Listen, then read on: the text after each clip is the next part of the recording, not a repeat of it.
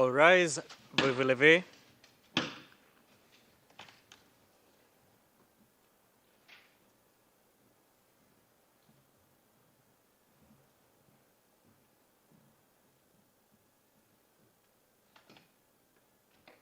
Please be seated, vous vous asseoir.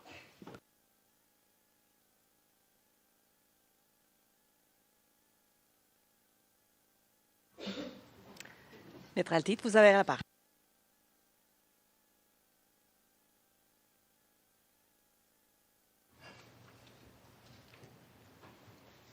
Merci, Madame la Présidente.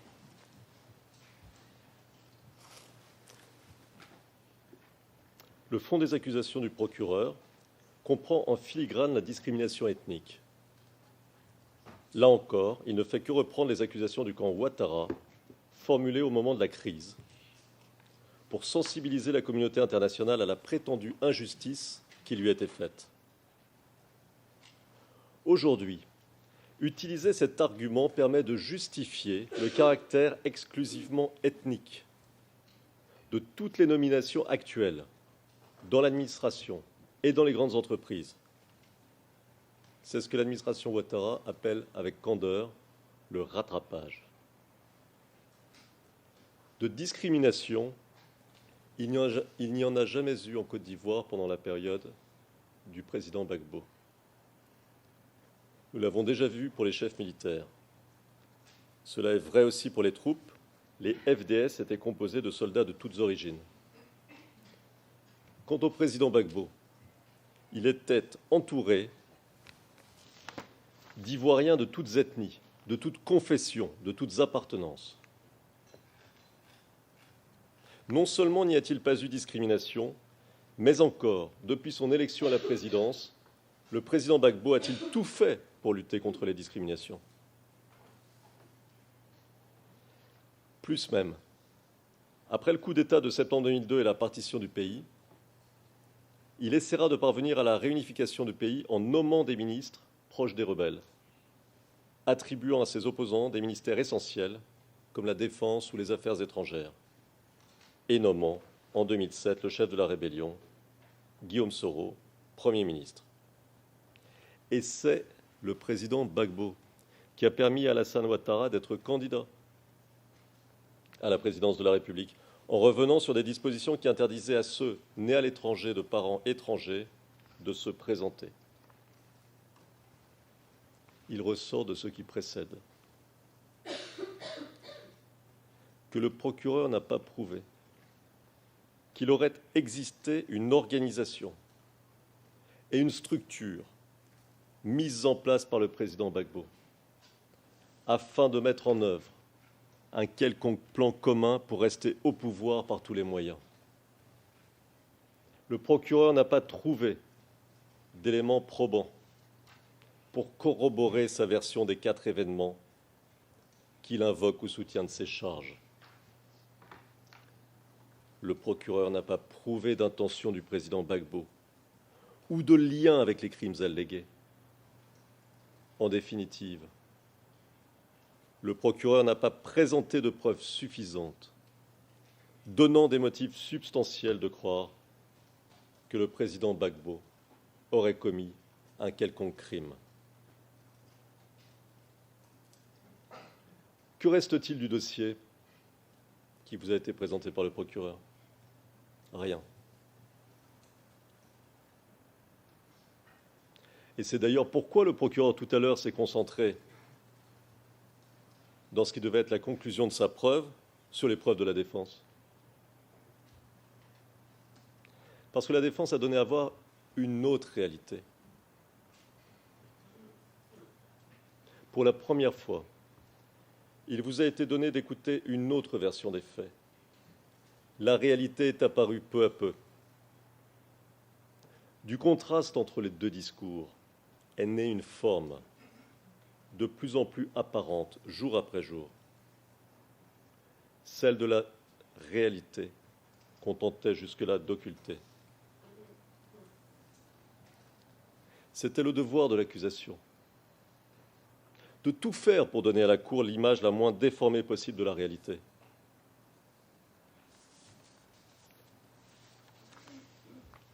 C'est pour cela qu'elle est censée enquêter, pour donner au juge tous les éléments utiles.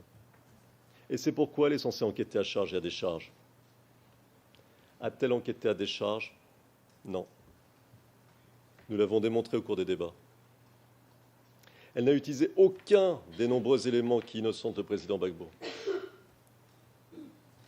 Plus même, elle ne les a transmis à la défense qu'au dernier moment, et ce parmi une masse immense de documents. Elle s'est contentée, et nous l'avons montré, de reprendre sans les vérifier des éléments disparates, d'origines diverses, articles de journaux, rapports d'ONG.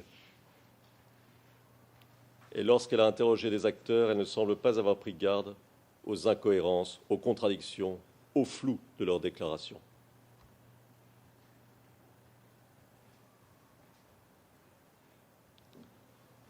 Nous sommes-nous rapprochés de la vérité en écoutant l'accusation? Non.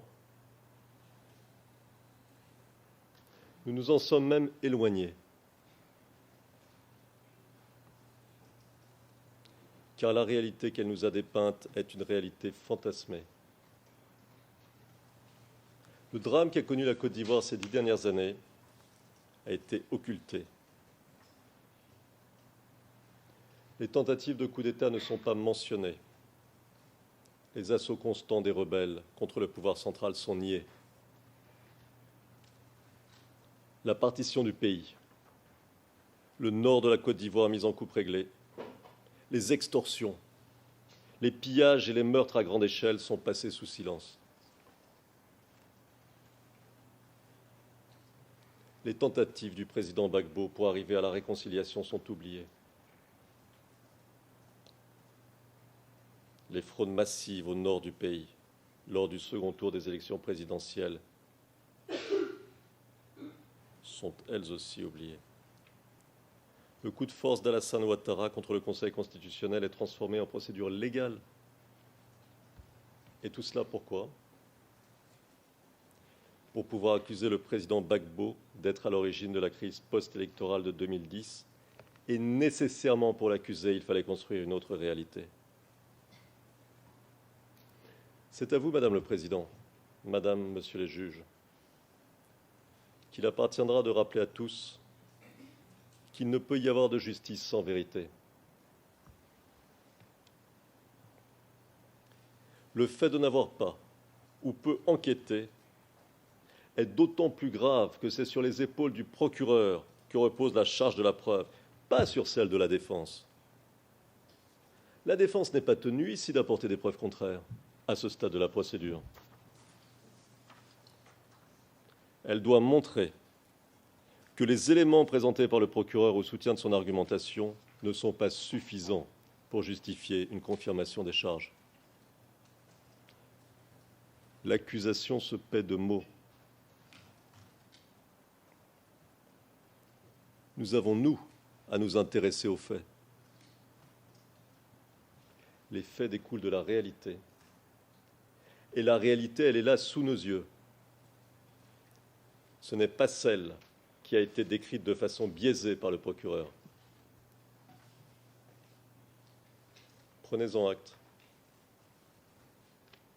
Tirez-en toutes les conséquences et ne confirmez pas les charges contre le président Gbagbo. Ce sera justice et ce sera le meilleur moyen d'œuvrer à une réconciliation nationale en Côte d'Ivoire. Maître Barban va prendre ma suite.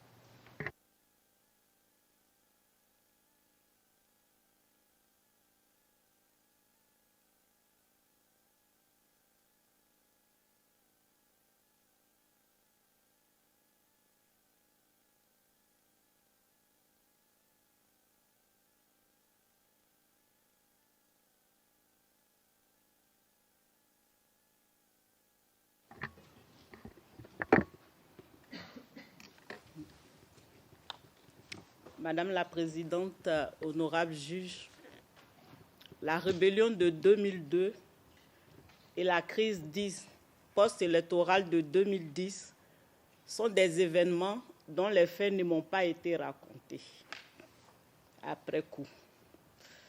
Par ailleurs, à Abidjan, j'habite un quartier qui se trouve entre le zoo et le quartier Abobo-Samake.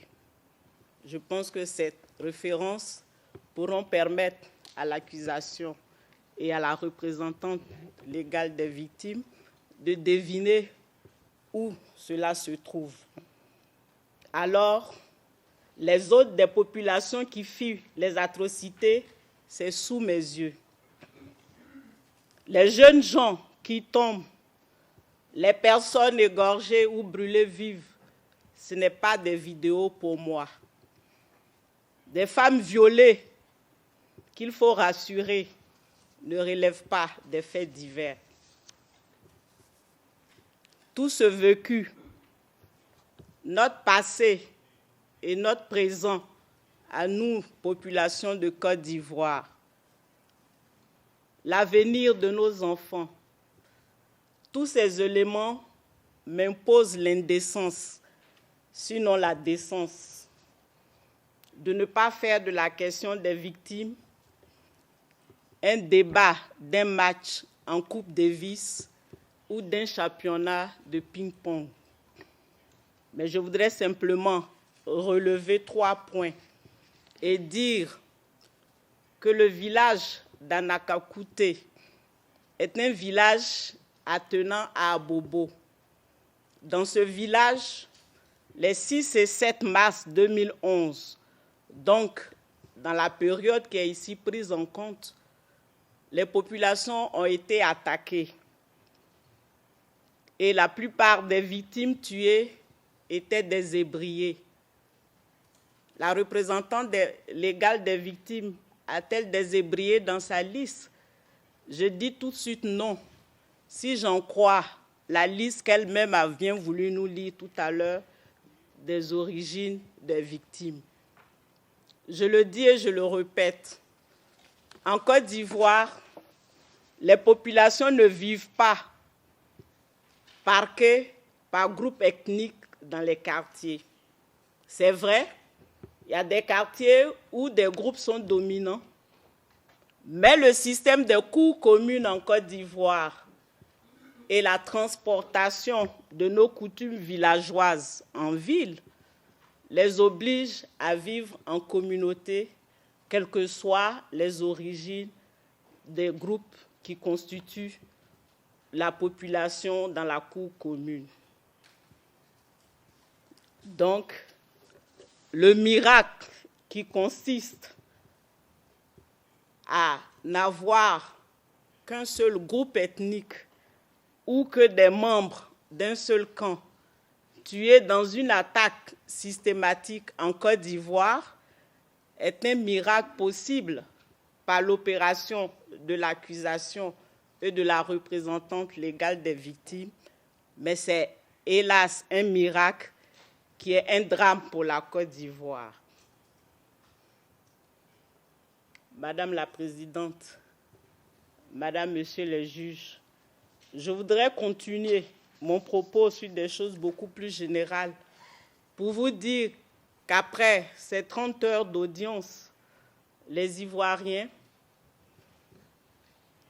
toutes ces personnes qui tressaillent au nom Côte d'Ivoire, les Africains ou des non-Africains qui pleurent l'Afrique au travers de la douloureuse histoire de la Côte d'Ivoire, sont à la fin de notre audience en tristesse et espoir. Tristesse devant une accusation qui déforme l'histoire pourtant bien récente. L'histoire de la Côte d'Ivoire. L'accusation en a fait une caricature qui ne lui a pas permis de pouvoir saisir les enjeux et de comprendre la réalité dans la crise dans ce pays. Certes, on me dira que dans ce prétoire pour aujourd'hui, c'est Laurent Gbagbo qui est concerné par la procédure. Mais faut-il le rappeler, le droit pénal et toute discussion relative à des charges pénales ne se nourrissent que de la réalité du terrain traité. En déformant les faits, l'accusation ne peut présenter un dossier de qualité à votre cour. Madame la Présidente, Madame, Monsieur les juges, actuellement en Côte d'Ivoire se chante un hymne, l'hymne à la réconciliation.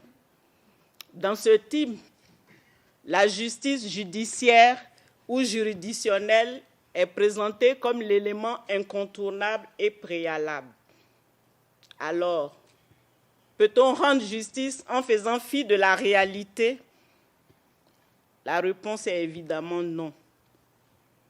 La réconciliation, je vais vous dire, en Côte d'Ivoire, ce qu'on attend de la réconciliation, c'est l'écoute de tous. Car dans cette histoire, chacun veut être entendu dans sa détresse pour repartir grâce au dialogue et regarder ensemble avec les autres pour la construction de la Côte d'Ivoire. Une histoire trahie ouvre, on l'a déjà indiqué, à de nouvelles violences parce qu'elle nie la souffrance des victimes et n'identifie pas les vraies causes du conflit pour en résoudre les problèmes posés. Dans ces conditions, peut-on se reconstruire et construire ensemble? Comme vous le voyez, la réconciliation ne peut se faire que si la vérité est respectée, et c'est le respect de la vérité qui fait la justice. Est-ce la vérité de la défense qui doit, comme un clair de lune sur la plaine, dissiper la nuit des allégations du compte divers de l'accusation? Madame la Présidente, honorable juge, à cette interrogation, les populations de Côte d'Ivoire et d'ailleurs, les amis de la Côte d'Ivoire répondent avec espoir. La lumière triomphe toujours des ténèbres et quelle que soit la longueur de la nuit, le jour finit par se lever. Je vous remercie.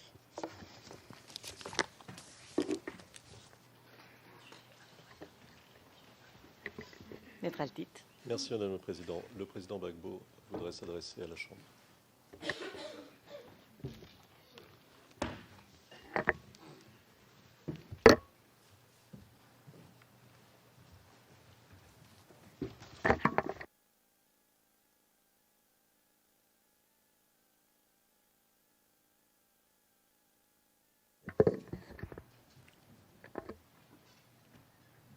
Madame la Présidente, Madame et Messieurs les juges,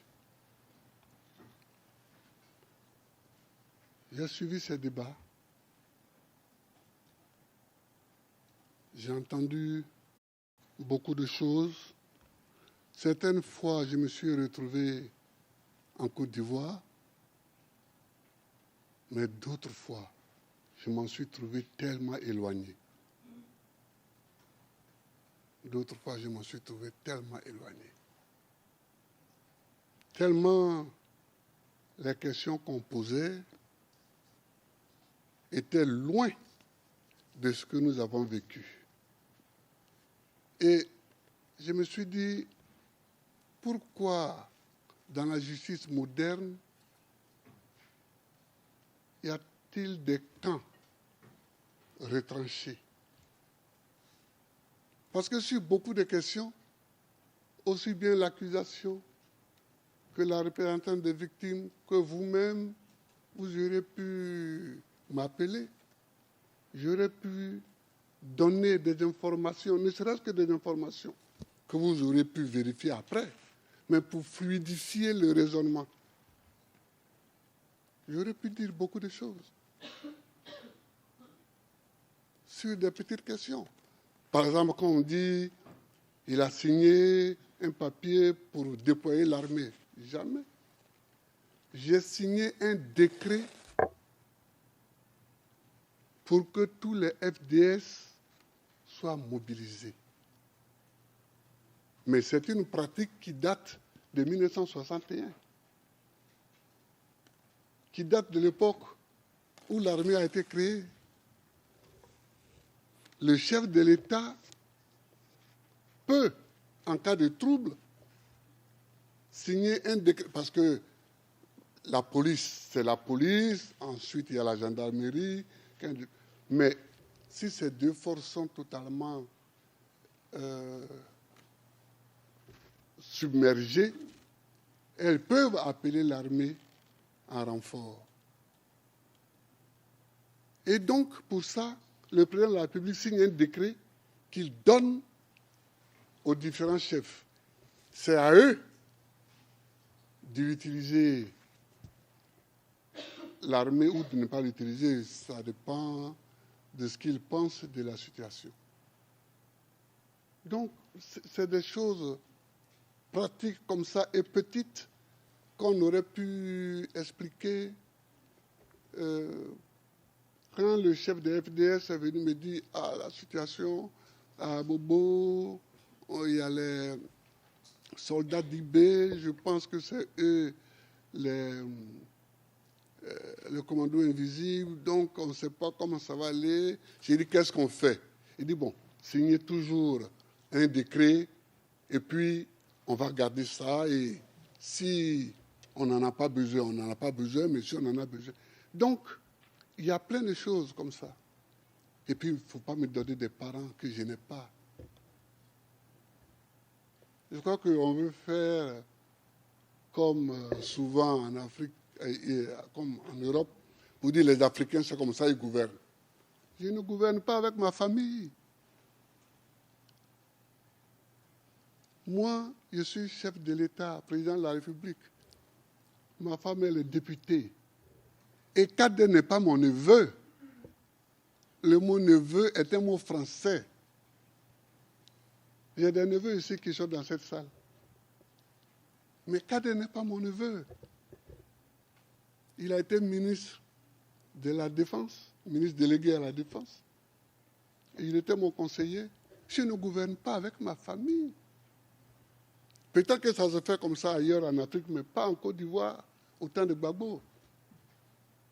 Ça veut dire, il y a des petites choses comme ça qu'on aurait pu éviter, ça alourdit pour rien l'atmosphère et ça nous empêche d'aller immédiatement au fond du problème. Madame la Présidente, toute ma vie, et ça se sait non seulement en Côte d'Ivoire, mais dans toute l'Afrique et dans toute la France politique, j'ai lutté pour la démocratie. J'ai demandé à mes avocats la semaine dernière, je leur ai dit que je voulais vous envoyer, vous emmener tous les livres que j'ai écrits sur mon parcours. Ils ont dit que c'est trop tard pour introduire ces livres-là. Mais quand on aura tout fini, quel que soit le résultat, quel que soit ce que vous déciderez, j'enverrai un lot des livres de Gbagbo au bureau du procureur. Je vous enverrai un livre des livres de Gbagbo parce que, en fait, c'est ça, l'homme.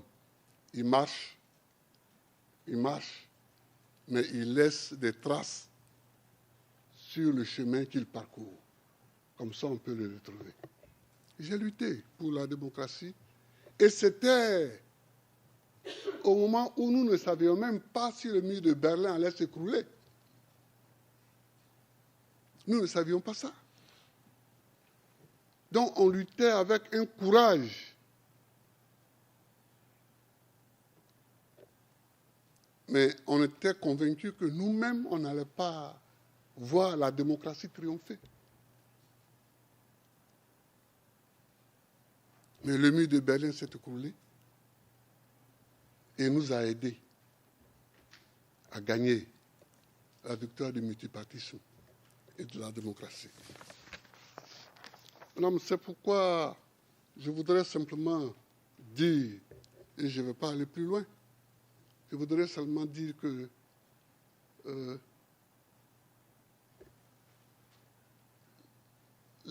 Madame la procureure, puisque ça existe maintenant en français, hein, on met un E à la fin, Madame la procureure a dit une phrase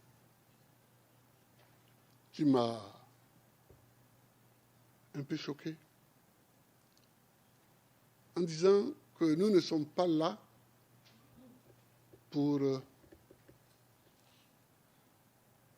voir qui a gagné les élections et qui ne les a pas gagnées. Mais on ne peut pas parler, on ne peut pas débattre de la crise post-électorale et ne pas savoir comment les élections se sont passées. Qui a gagné les élections? Parce que c'est celui qui ne les a pas gagnées qui a semé les troubles. Je crois que c'est ça la logique. Donc, la question est là. Qui a gagné les élections? Et donc, quand j'ai demandé qu'on recompte les voix, ce n'était pas une phrase en l'air. Vous avez vu vous-même les documents dont dispose l'accusation et sur lesquels les voix des électeurs sont répertoriées. On a vu que dans la seule ville de Bouaké, on a ajouté 100 000 voix à mon adversaire.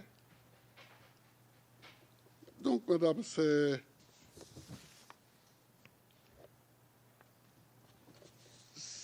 ça le fond de la question. C'est ça le fond de la question.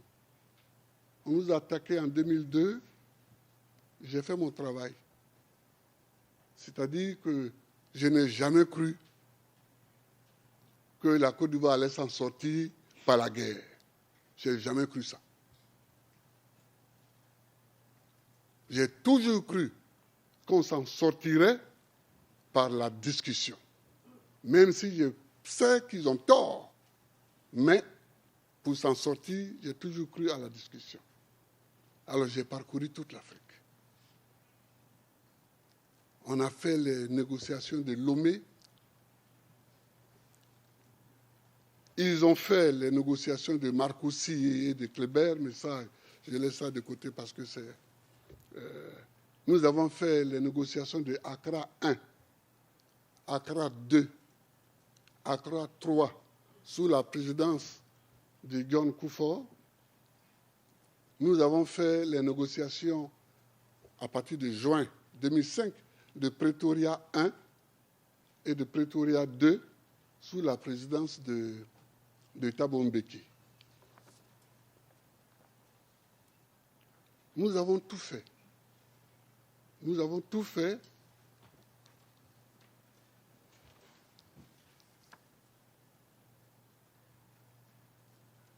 Nous avons tout fait pour que la discussion avance. C'est à Pretoria que j'ai demandé à Thabo Mbeki de m'aider à trouver une solution légale pour que Alassane soit candidat. Parce que ça empoisonne la situation. C'est à Pretoria, en 2005. Nous nous sommes retrouvés, Thabo Mbeki, Konan Bédié, Ouattara et moi-même. J'ai demandé à Ouattara de faire la traduction, entre Thabo Mbeki et moi. C'est là que je leur ai dit que ça ne me gênait pas que Ouattara soit candidat. Mais comme mon électorat aussi est là, donc il faut que Thabo Mbeki nous écrive à nous tous, à Abidjan, pour que après je puisse prendre une décision. Je ne mets pas l'article 48 de la Constitution. C'est comme l'article 16 de la Constitution française. Ça donne énormément de pouvoir. Mais ce jour-là, j'ai pris l'article 48 de la Constitution et j'ai permis à Ouattara et à Bédié, d'être candidats. Donc, madame, voilà ce que je voulais vous dire. Voilà ce que je voulais vous dire. Nos pays, nos États, et ce sera mon dernier point, sont fragiles. Nos États sont fragiles. Et chaque fois qu'un chef d'État européen ou occidental me disait « Faites la démocratie en Afrique », je lui disais « Nous avons besoin de la démocratie, non pas parce que vous le dites, mais parce que nous-mêmes, nous avons effectivement besoin pour construire nos États. » Madame, regardez la Côte d'Ivoire. Si nous n'employons pas la démocratie, comment nous allons choisir le chef de l'État? Il y a à l'est, adossé à la frontière ghanéenne, les Akans, qui ont un mode à eux pour choisir les chefs de village ou de canton ou leur roi. Nous avons à l'ouest un pouvoir éparpillé. Nous avons au nord les Malinqués islamisés qui se regroupent autour des mosquées et à côté d'eux, les Sénoufos qui se retrouvent dans les bois sacrés. Quel mode électoral allons-nous prendre? Donc la démocratie nous aide parce que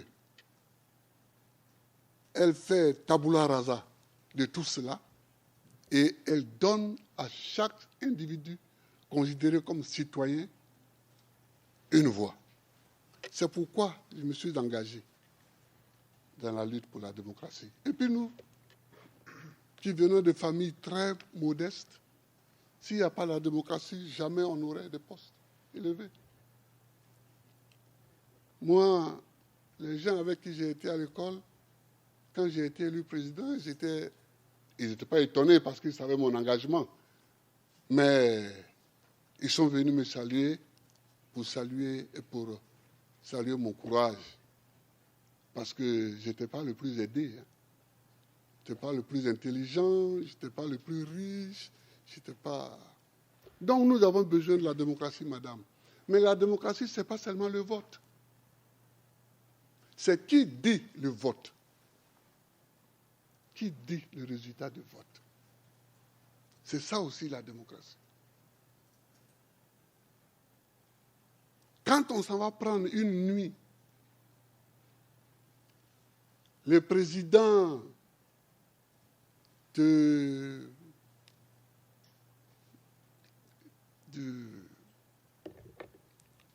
groupement électoral, qu'on l'amène dans le QG électoral d'un candidat, qu'on invite une télévision étrangère, on lui dit de parler et on le filme, et on diffuse ça dès le lendemain matin, ce n'est pas très démocratique, ça, ce n'est pas la démocratie.